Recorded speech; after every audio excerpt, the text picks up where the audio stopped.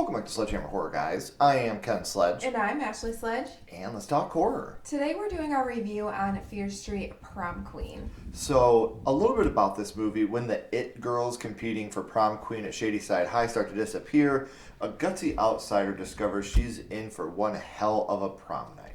So we're going to talk about the positives, the negatives, and we are going to spoil this film. So please check out Fear Street Prom Queen. It's on Netflix now, but for now, let's get right into our positives.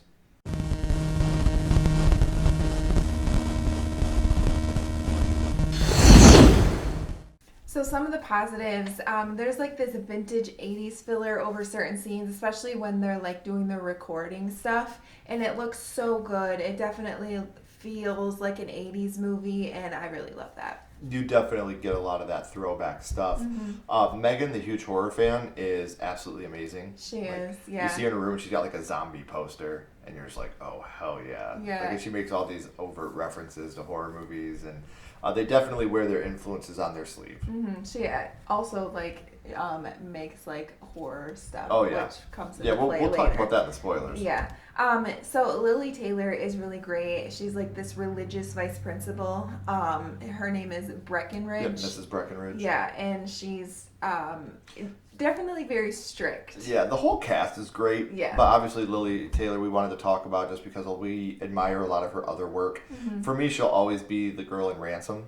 Like, I know, like, that's probably the most overt reference I could use for her. But that's the movie I watched the most with her as a kid. So I love Lily Taylor, and I always have. There are great kills Mm-hmm. and great practical effects in this. Yeah. There is CGI, obviously, but it's not... It's not overpowering, Right. like some movies that have come out this year.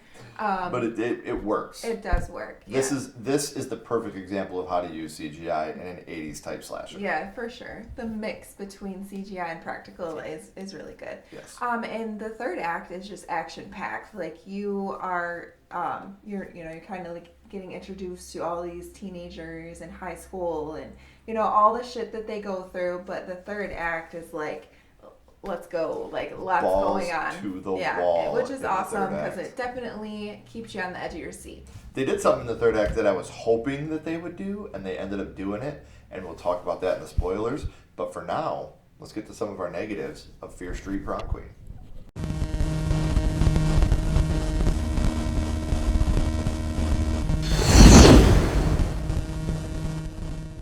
So some of our negatives, and this first one is more of a Ken negative and not an Ashley negative.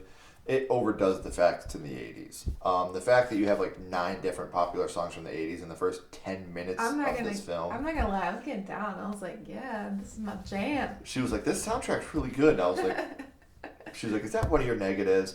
The music's amazing. Mm-hmm. The songs they chose, like, it's an amazing compilation of music, but it's just, it loses its charm. Like it's overdoing it. Yes. Like We we get get it. You're in the 80s. You're in the 80s. I get that, yeah. But it again, the music was amazing. Yeah. It takes you back, but it lost its charm really quick. Yeah. You have some over stereotypical characters. You have the jock. You have the mean girls and their little clique. The stoners. The stoners, yeah. I mean, The strict religious principal. The overbearing parents. yeah, it's definitely like you've seen this before. They're very stereotypical. But again, it is a horror movie that takes place in a high school. It so definitely I feel like you gotta kind of have all of those type of people. it embraces its tropes. Yeah. But it's a negative because, like she said, if you've seen it once, you've seen it 1,000 times. Right. It's got everything that you need to have these stereotypical high school characters. Every slasher movie that you've ever seen with high school students. One thing that made me laugh to the point, just because it was so stupid and ridiculous, is 2 characters are like about to have a fist fight, and a DJ at the prom's like, "Dance off, y'all!" And they start literally having a dance off to solve their issue, and I was just like, "What in the fuck are we doing?" Because like here? in my day, we didn't have dance off. We went to fists. It was fisticuffs. Like it was just like, what the fuck is happening here? Also, a lot of the characters you could give two shits about. Like I said, you have the mean girls that you're like, kill them, bitches. You have, the jocks. The overly shitty jocks too. Yeah. Like, you're gonna play the music we want, or I'm gonna fuck you up. Yeah, It's just like this. Again, kill them. So a lot of them you're just like, like I enjoyed watching you die because you're a shitty person. Yeah. The very little redemption to any characters either. One character I could think of had some semblance of a redemption arc, but most of them you're just like, yeah, they're shitty from front to back. That's it. And it's got a very weak ending. The third act, fantastic.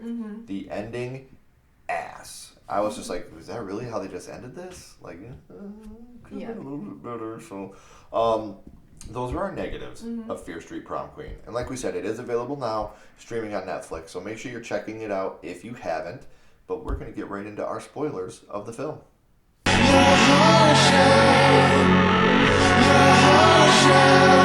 So some of the spoilers, you're introduced to a bunch of different people.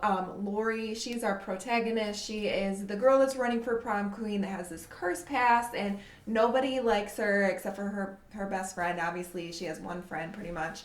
And nobody wants her to run for prom queen because she's going to taint it because of what happened. She's with like her Janie Briggs. Guys, she's got glasses and a ponytail. Ah, look at that. She's got paint on her overalls. What is that? Guys, there's no way she could be prom queen. No, she doesn't get everything handed to her. She doesn't have mommy and daddy money. She works for everything she has. She has to get her prom dress from a secondhand shop, and she works at the local diner. Diner. And she has glasses and a ponytail and paint on her overalls. I think he's watching the wrong movie because I don't remember any of that. It is cool that it does still take place in Shadyside. It has flashbacks to the original trilogy. And in the very beginning of the movie, you have Sarah Fear Lives written on the bathroom wall. I thought that was a cool little addition too. Yeah, that's awesome that they added that into it. And then we have Tiffany. She is our main honcho mean girl. She has her gang. It's called the Wolf Pack, and they're all running for prom queen. Right. And literally, they like talk bad about each other, but she really wants them to she'll be like, oh my, I'm not gonna win, you're gonna win, and then she'll be like, looking at them like, you better say that I'm gonna be the winner. Like that's like their relationship, and they all so badly want to be her friend to the point where they'll do anything. Yes, someone already had one of the characters that does have like a redeeming act. We'll talk about later. She literally came in wear her own prom dress because Tiffany has a dress for her. So she is definitely the main mean girl. And you really think that she's gonna win prom queen because she doesn't wear glasses, she wears her hair down, and her overalls are paintless. Yeah. So right away you think like she's probably gonna win prom queen. Megan, the horror fan that we're such a big fan of, she fakes cutting her arm off in class to fuck with the other girls because they keep making fun of Lori, saying that her mom killed her dad. Yeah, so we didn't really talk about that. But this is where it gets introduced. Yeah. Because we don't even know at this point of the story yet what's going on. Well, yeah, but we just know that all the other kids pick on her because they think that her mom killed her dad.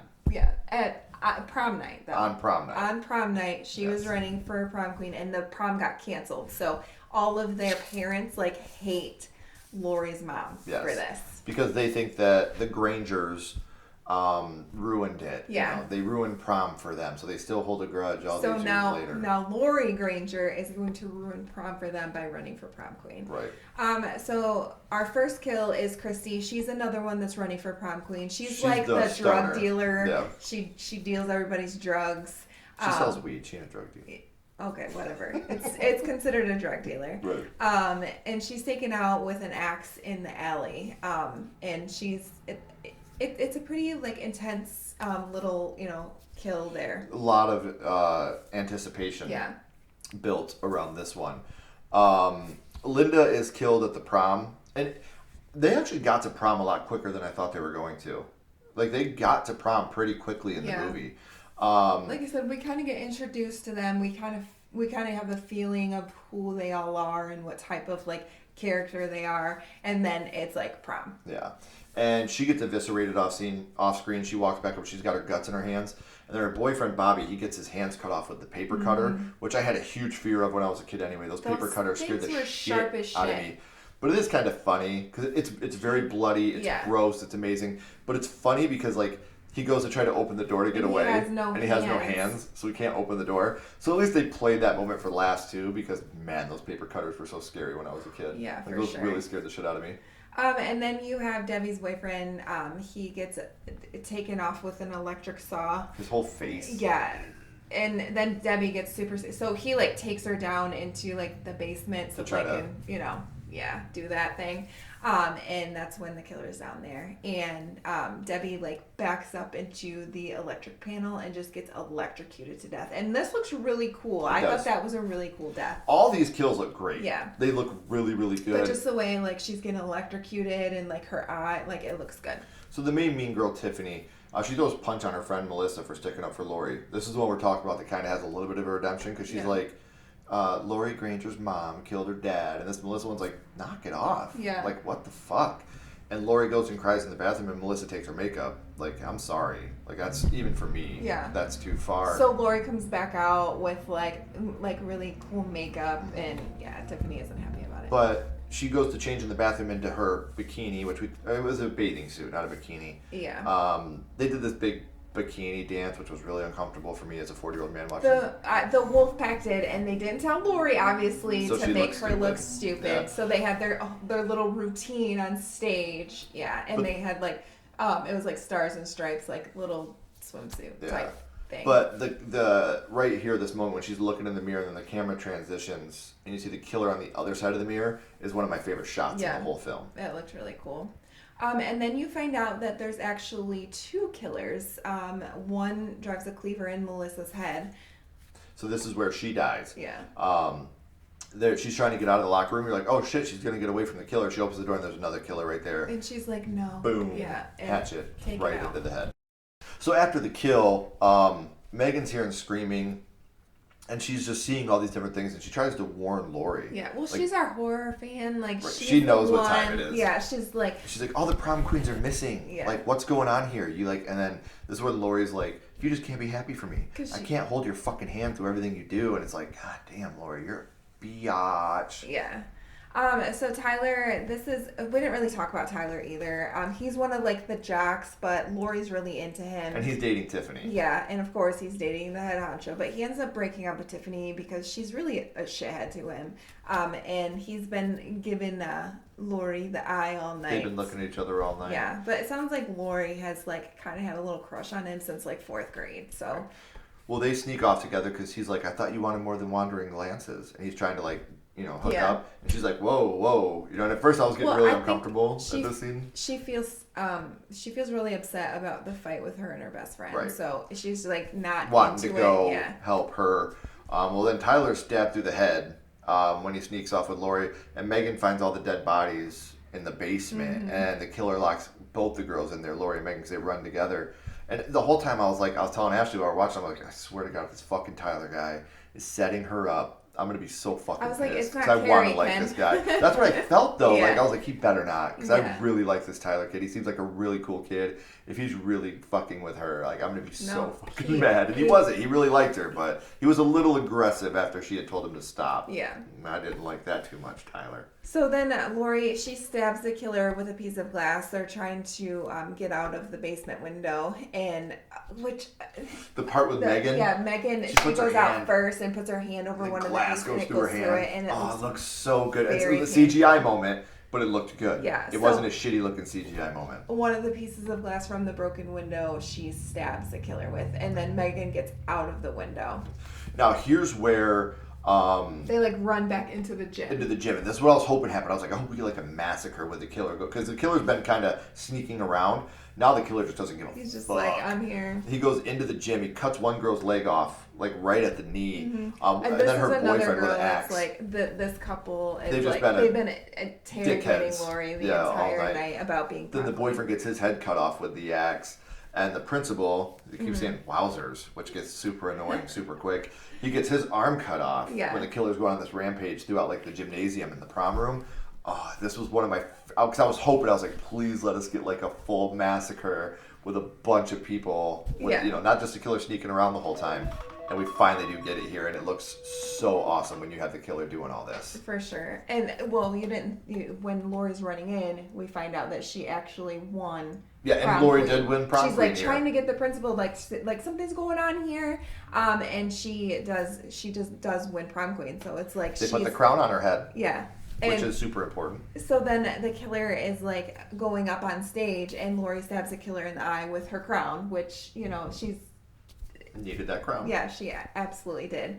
And we find out that the killer is Tiffany's dad. We don't figure out who the second killer is right away. Well, because right here, Tiffany's mom and Tiffany were like, why? Why would you do this? And he's like, because I know how much it meant to you guys.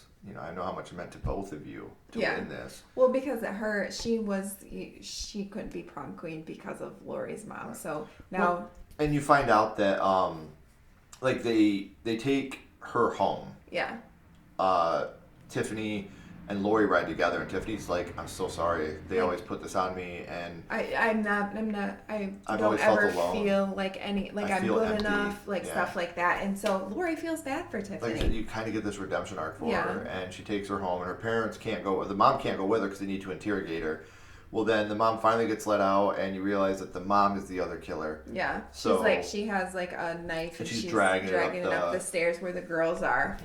So they hide in the closet, and this is where Tiffany's like, you have no idea how good it feels to watch people die. And you're like, yeah, you kind of call it at this point. Like when they went in the closet together, you were like, okay. She's a part of this. So this is when Lori's trying to get away, and she kicks Tiffany off of her balcony, and she falls down and gets impaled through the statue that they have.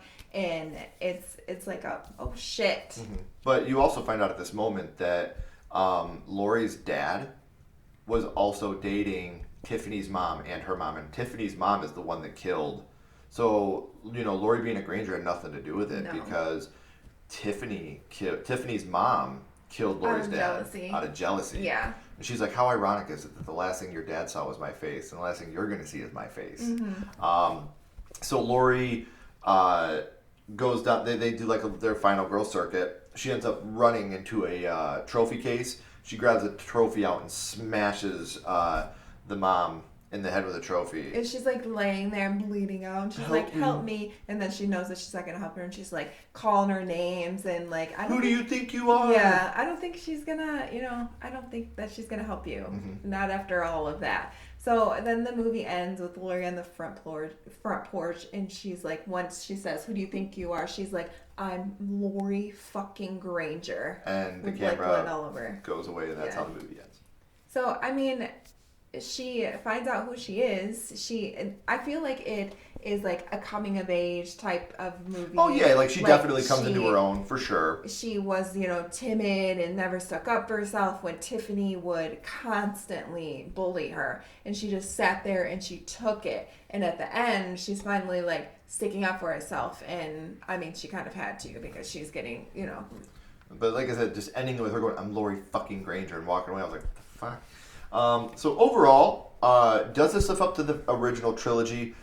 I'd put it somewhere in the middle of what the original trilogy was. I'm going to give this a 3 out of 5. If you want to shut your mind off and have just an amazing time with a fun slasher, this is it. Mm-hmm. Is this the next cool 80s slasher? Is this the best throwback to the slasher I've ever seen? No.